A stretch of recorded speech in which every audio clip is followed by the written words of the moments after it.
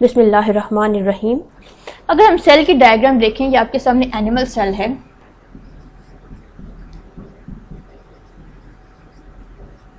Animal cell हो या plant cell हो, यहाँ हमने as example animal cell discuss किया है। दोनों सेल्स में न्यूक्लियस प्रेजेंट है, क्योंकि दोनों यूकैरियोटिक लिविंग ऑर्गेनिजम्स के सेल हैं, लिहाजा दोनों में न्यूक्लियस प्रेजेंट है। और वो न्यूक्लियस हम पहले भी डिस्कस कर चुके हैं और आप जानते भी हैं कि nucleus are responsible for control, coordination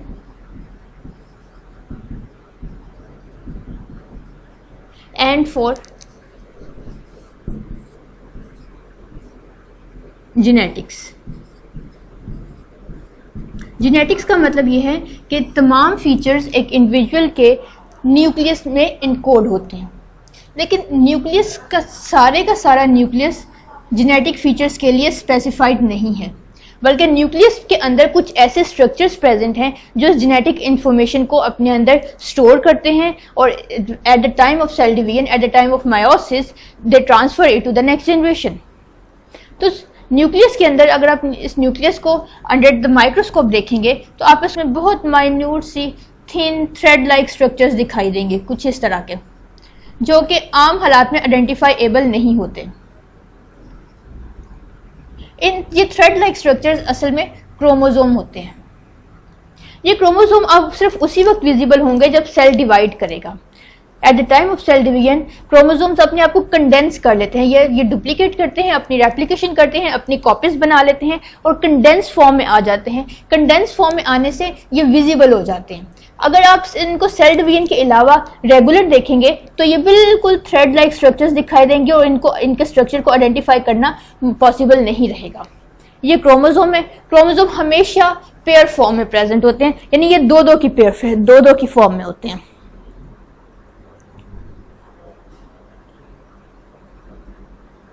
highly coiled और कंडेंस स्ट्रक्चर हैं। हर एक बात याद रखने की है कि हर ऑर्गेनिज्म में, हर स्पीशी में क्रोमोसोम का नंबर फिक्स रहेगा और हर स्पीशी के लिए स्पेसिफिक है। जैसे ह्यूमन बीइंग्स एक सिंगल स्पीशी हैं, तो ह्यूमन बीइंग्स में क्रोमोसोम का नंबर 46 है।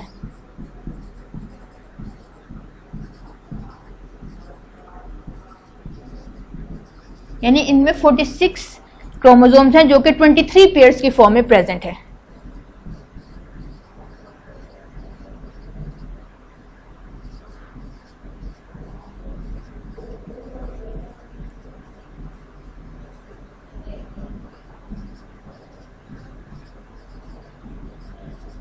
प्याज के अपने क्रोमोसोम्स हैं, एनिमल्स में डॉग के अपने क्रोमोसोम्स हैं, अपना फिक्स नंबर ऑफ क्रोमोसोम्स है, कैट में एक और फिक्स नंबर ऑफ क्रोमोसोम्स है। ये क्रोमोसोम्स तो तमाम जेनेटिक इंफॉर्मेशन अपने अंदर रखते हैं। अब सवाल पैदा होता है कि क्या ये क्रोमोसोम ही अल्टीमेट स्ट्रक्चर्स हैं जो जेनेटिक इंफॉर्मेशन रखते हैं?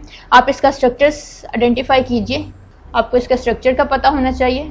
हर क्रोमोसोम का एक सेंट्रल रीजन है जिसे सेंट्रोमियर कहते हैं। ये टर्म्स आप नेक्स्ट चैप्टर में भी पढ़ेंगे। और ये सेंट्रोमियर्स की आर्म्स हैं। यहाँ हमने बात की कि क्रोमोसोम्स हाईली कॉइल्ड और कंडेंस स्ट्रक्चर हैं, बिल्कुल इसी तरह जैसे एक रस्सी, एक बलशुदा रस्सी होती है, इसी तरह क्रोमोसोम भी बलदार फॉर्म में होते हैं। इनमें ये आप देख सकते हैं इस पिक्चर में कि ये हाईली कंडेंस एक रोप लाइक स्ट्रक्चर कंस्ट्रक्ट करते हैं।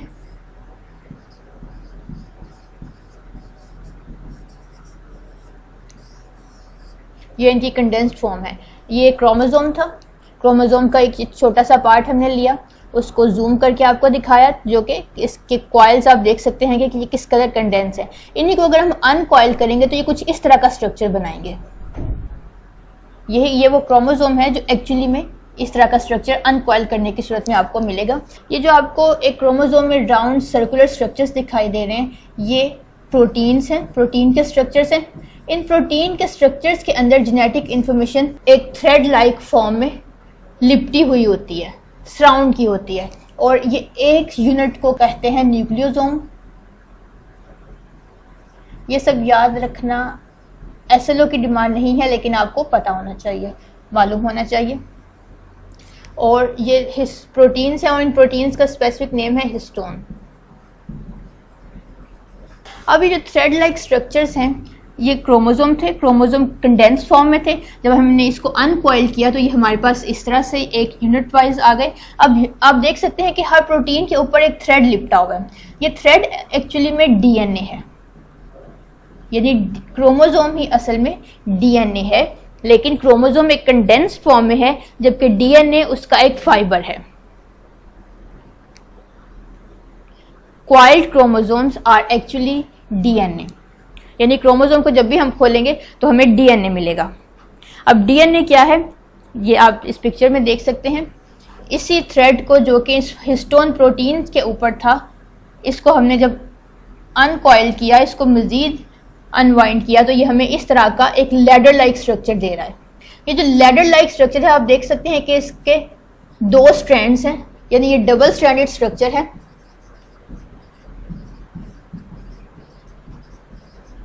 और इसकी अरेंजमेंट लैडर लाइक, यानी एक सीढ़ी की तरह ये अरेंज किया हुआ है। ये असल में डीएनए है सारा। ये जो थ्रेड लाइक स्ट्रक्चर, जो लैडर लाइक डबल स्ट्रैंडेड है, ये एक्चुअली में डीएनए है। डीएनए एब्रिविएशन है डीऑक्सीराइबोन्यूक्लिक एसिड की, और डीएनए में ही तमाम जेनेटिक इंफॉर्मेशन एनकोडेड हुए हैं।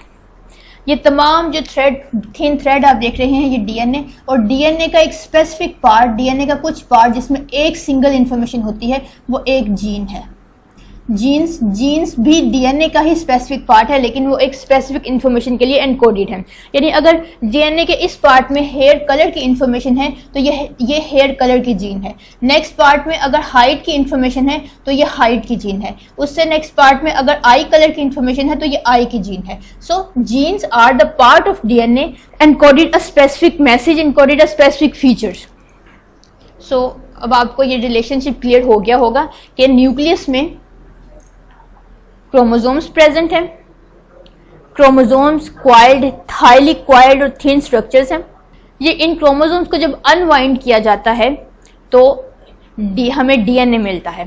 DNA double stranded ladder like structure है, और डीएनए का स्पेसिफिक पार्ट जो एक स्पेसिफिक इंफॉर्मेशन अपने अंदर लिए होता है, जीन कहलाता है। इसको इस डायग्राम के थ्रू ज़्यादा क्लियरली हम डिस्क्राइब कर सकते हैं that a nucleus contain chromosomes. Chromosomes are found in pair, always in pair. They are visible only at the time of cell division. Chromosome is when uncoiled or unwind, it gives us the DNA. ये तमाम reason DNA का है, और DNA histone proteins के ऊपर, histone proteins हैं, protein units हैं, protein के ऊपर लिपटा हुआ होता है एक धागे की तरह। डीएनए का स्पेसिफिक पार्ट जो कि स्पेसिफिक इंफॉर्मेशन लिए होता है, ये सारा डीएनए आप देख सकते हैं। डीएनए का स्पेसिफिक पार्ट जो स्पेसिफिक इंफॉर्मेशन लिए होता है वो जीन कहलाता है।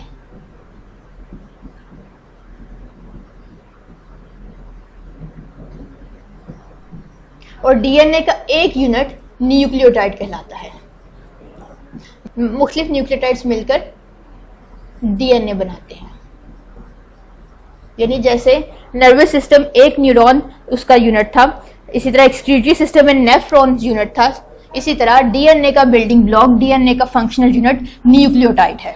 सो एग्जाम में क्वेश्चन भी आपको इसी से रिलेटेड आएगा, जिसके बारे में आपको पता होना चाहिए कि डीएनए और क्रोमोसोम्स और जीन में क्या रिलेशन है और ये कहाँ कहाँ प्रेजेंट होते हैं। Thank you very much.